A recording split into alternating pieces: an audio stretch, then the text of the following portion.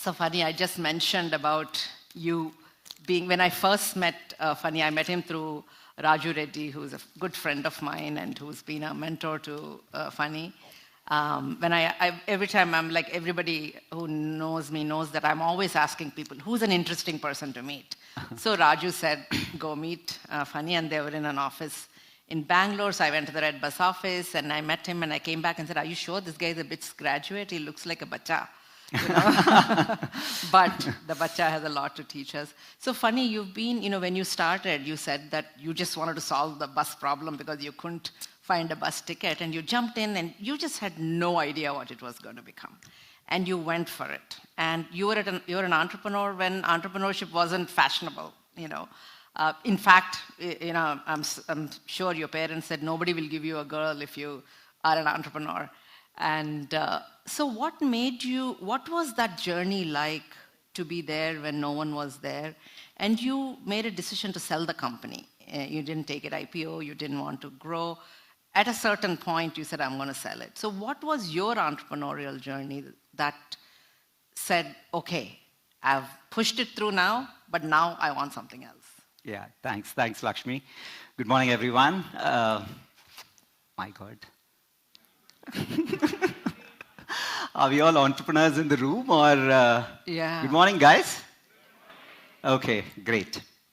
Yeah, I think when I started the company almost over 20 years ago in 2005, I think I was the child that you were talking about. Correct. Right? Yeah. I look at my children, I feel I envy them so much. They're fearless, they're full of creativity and possibilities and etc. and all that. They always want to do something. So that was me 20 years ago. I was very happy doing what I was doing. I was working for Texas Instruments. I was doing microchips. And I was drawing my ego or my self-worth from what I was doing. I was making good progress at my company. And then I happened to miss a bus, right? And when I missed the bus, I looked at the problem. I just felt like we could solve it. Right? And because I was at this I had like childlike curiosity, interest, and confidence, I said I'll go and solve it. Because my creativity, my energy needed an outlet, and that was the outlet. So I went and embarked on that journey. Once I embarked on the journey, all of us know, right? It is full of non-creative stuff, right? It tests you. So I got into that, and the first thing that we realized is the product that we are building is something that is not needed. So what we do is we sell bus tickets on internet, and to sell bus tickets on internet, we computerized all the bus operators. Bus operators were working manually, and because of which their inventory was not accessible to anybody to publish on internet. To solve that problem, the first thing we did is we created an ERP for the bus operators, so that when they use that ERP for their operations, we get access to the inventory, which bus, how many seats are available right now at what price point, right? Once you have that information, you can publish on the website to sell, right? To solve this problem, the first thing you need to do is create that software and give it to the bus operators. So we created that software, we went to the bus operators, we started giving to the bus operators, but they were not taking, right? So we hit our first problem, the product market fit. What we built wasn't useful. They said, no, we don't want to take it, and etc. And then we pursued, and then we had mentors who told us, hey, if they're not taking software, ask them what they want. And when we asked them what they want, they said, hey, we just want our tickets to be sold. We don't want any software or anything, right? So that led us to actually create RedBus, the online side of it, not the ERP, where we started selling tickets. And everything behind that was manual. So once somebody booked a ticket, we would call the bus operator to find out if they have that seat, and then block that seat and then enable a transaction. But yeah, so the thing is, what got me into that journey is that creative energy. But once I jumped into that, there are all these obstacles. Your CTO leaves, your technology crashes, this thing happens, then you have people telling you that, hey, what is this bus industry? It's run by mafia, rowdies. What have you got yourself into? And you don't make enough money, you can't raise money sometimes, and etc. So all those difficulties Thankfully, I survived through that because, okay, if you're successful somewhere, you would have learned how to push through, like what Lakshmi was saying, right? You know how to push through. So I pushed through, I made it, and then we turned profitable. We were a large company doing over 1,000 crores, etc., and all that. And at that point in time, my ego, my self-worth was coming out of my company, right? Anywhere I go, we had 3 investors. In all their portfolios, we were the #1 company, right? In events like this, I would be the first one to speak, right? In the there.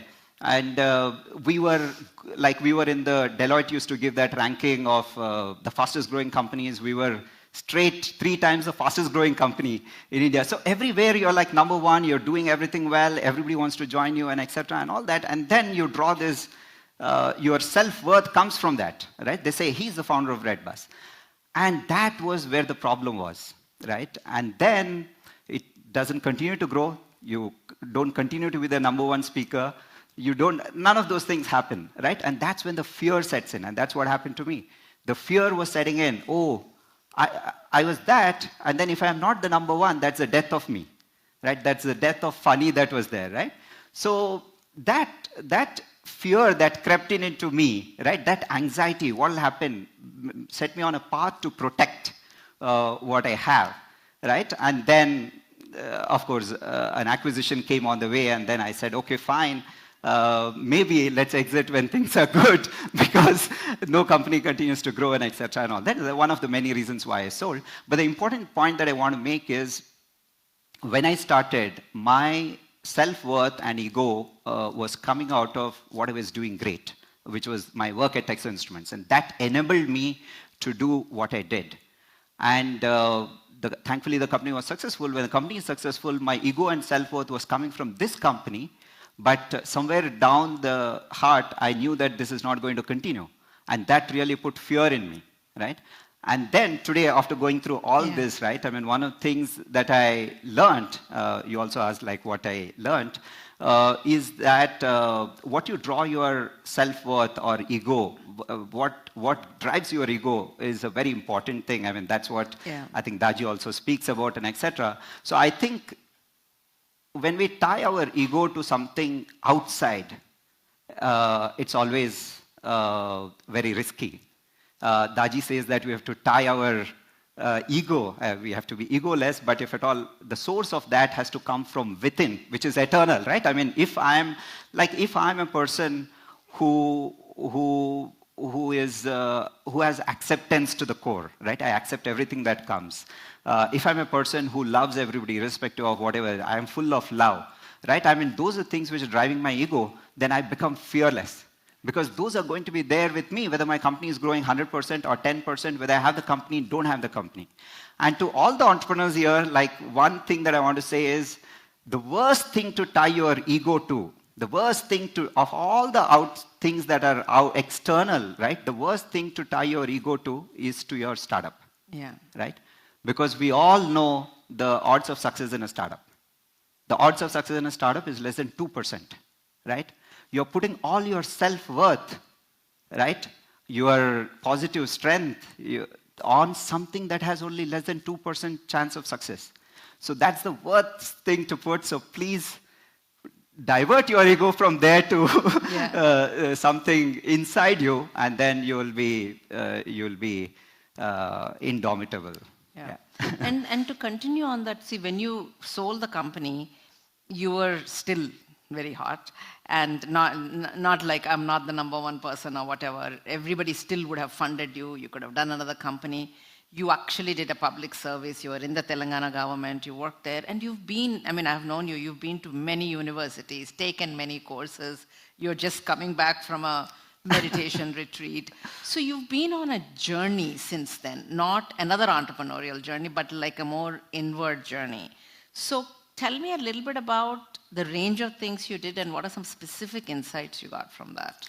Yeah, I did all those things. I mean, one of the things that I wanted to do was things that I won't get a chance. I mean, there's this thought a friend of mine put in my mind saying, how many lives can you live in this one life? Yeah. Right? You lived the life of an entrepreneur. Can you live a life of a government servant, of that of a I run a non-profit, so that of a non-profit, and etc. So that was really this thing. How many lives can you live in this single life?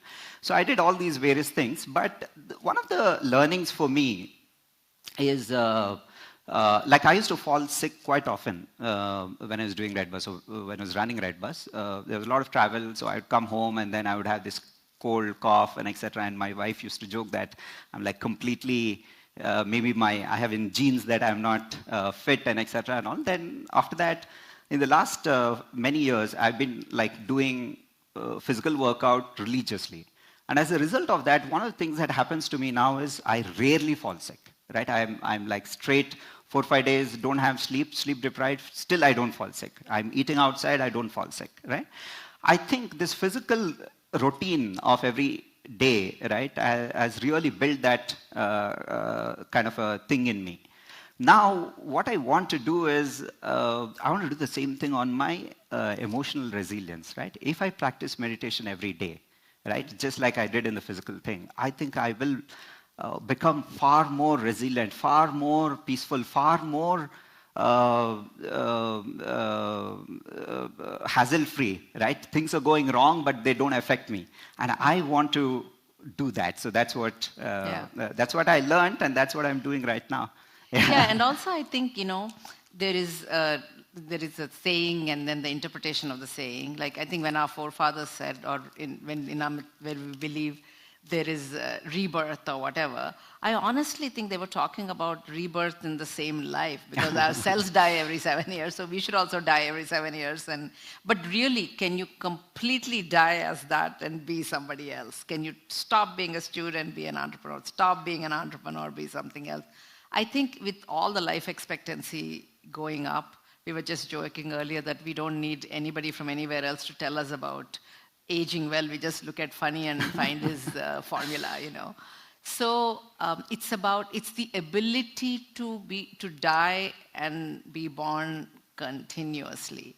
So when you look at, I feel India is going through a certain frenzy right now of, oh my God, what's the valuation? What's the amount of money? How many unicorns? Every newspaper is about 50 unicorns, 120, whatever, like stress is growing up. People are falling dead at 40. And it's just, sometimes it worries me to look at the frenzy. It's no values, but valuation. And it's okay. That's what an adolescent goes through. And India is going through an adolescent entrepreneurial period. So when you look at that, which is very different than when you started, what is a thought that comes to you? So I just finished Daji's spiritual anatomy book, in which Daji talks about the things that tie you down. He calls them knots, the knots that tie you down on your spiritual journey, right? And he says there are infinite of those knots, or chakras, but he touches on the 13 most significant ones. And says that journey is to the infinity. It's not that you cross 13, you have arrived somewhere in life. I think it's similar probably in entrepreneurship as well, right? There are these knots that tie us down, whether it is a product market fit and things like that and etc. But specifically talking about people who make it, right? who become a unicorn founder and things like that, there are also knots that tie them down there. I think things like, right? They would have given every bit of thing that they have with them for 10 years to arrive there, right? And then after that, maybe things are not going forward, or maybe things are going forward. Either way, right? You wonder, like, I've given so much of my life, right, away from my family, from health, from whatever it is, and I've arrived here. And then a question comes probably like, is it all worth it? Am I on the right path? Is it what is the most valuable thing for me in my life? Is it what I am born to do, right? that's when the question of, I think, the pursuit of purpose comes in, right? That's the knot probably you get in there. And I think to solve that, to cross that knot, I think all this, any one of the spiritual practices, whether it is heartfulness or even religious practices or any of these things, are the ones that will help one cross that knot. I think if you don't cross, I think then that'll end. I mean, we know of entrepreneurs who have crossed that, right? I mean, people like Elon Musk or even Bhavesh of Ola, right? They're running three unicorns, single person running 3 unicorns parallelly, right? That's the capacity that people have. So unicorn is not a stop. I think there's a knot there which you have to cross. Once you know the purpose, right, it'll give you energy to cross further. So there's definitely no limit but if we don't cross that knot, then we get stuck. Right? I mean, there's a gentleman, right? James Carsey wrote a book called Finite Games and Infinite Games, I think in 1986 or something like that, right? So he encourages all of us, I think he encourages all of us to play infinite games. I think entrepreneurs, all of us, should be on that infinite game path, which means it's not a destination that you reach a unicorn that is the end. That is a finite game, set of rules, right? But playing an infinite game is you enjoy that journey and then you keep doing it. Doesn't matter, it's one company, you're running 5 companies in parallel, you're running no company, right? I think maybe you cross that knot, you will know that the thing that you have to be is on the infinite games and not on a finite game. Yeah. You know, I think a lot of times we confuse, I mean, a lot of people say, find your passion and then make it your purpose. But I think we miss the point. It's sort of, passion should just remain a hobby maybe. It doesn't have to become a profession. But I think finding the purpose in whatever you're doing, it's not about I'll find the passion and then find the purpose, but whatever you're doing, can you find the purpose in it is very important. So to wrap up our conversation, I want you to talk about finding the purpose in whatever you're doing and knowing when to push, when not to push. And you said something very interesting. It's almost like a mantra. And so I want you to talk about, let's wrap up the conversation with that of when is the purpose, moves you forward? Sure. I think all of us have these dreams, right? We want to achieve something. We want to get somewhere. We want to make our companies big, right? I think, so what is stopping us from achieving those things, right? I mean, if you look at the research, right? I mean, people have done research on why companies fail. The number one reason there is you're building something that is not needed, that the market doesn't need, which is a product market fit problem, right? But we know entrepreneurs who have crossed that, right? That didn't stop them. For example, you look at Zomato or Paytm or even Ola, right? All of them started out doing something else. They discovered there is a product market misfit, and then they figured out something that is a fit, and then they went forward. So it is definitely not the thing that will stop us from our dreams. And then there are other things like not being able to raise money. We know Google, Flipkart, everybody, right? I mean, they pitch to 20 guys and the 30th guy is the one who invested. So even that is not stopping. So none of these is stopping an entrepreneurs who have made it there, right? So what is that is stopping the entrepreneurs, stopping us? I think it is the threshold of the stress that we can manage, right? You don't get a product market fit and then you get very stressed about it. That's where you will stop, right? But if you're not stressed about that, you will say, okay, it didn't work, I'll figure out something else, and then you'll go forward, right? So the thing that is really stopping us is the stress that we can't handle. So what I wanted to say is what stresses us is what is stopping us, right? And if we internalize that, then we know what we have to work on, right? We have to work on managing our stress. And I'll give you a small thing on managing stress, right? Like, for example, 10 of us get a cut on our finger, right? All the 10 of us, the reaction to that will be very different. One of us will faint at the sight of the blood. Some of us will scream, shout, break things, right? Whatever comes our way. Some of us will cry, dejected. Some of us will feel very tensed. And for some of us, it really doesn't matter. Okay, it's a cut. Let me go do my work, right? So what is different in these 10 people? It's the same cut, The difference is, I think the reaction to that cut is different because of our emotional baggage, which Daji calls samskaras, right? I mean, the samskaras, the emotional baggage that we carry, influence how we perceive the reality, which is a cut. And that defines where we arrive in our lives, right? If you know that it is a cut and then move on with life, you arrive at maybe managing 5 companies or a unicorn and things like that. So I think we need to build our ability to pursue the reality as it is, right, which is just a cut. And the part to that is, of course, meditation, which really removes our samskaras, and we get to see the reality as it is. And that's the way out of, that's a way for us to increase our capacity, right, and arrive at wherever we want to arrive. So with that thing of what stresses you stops you, so find out where the stress is being caused. Thank you very much for your time. Thank you so much. Thank you. Yeah. Thank you.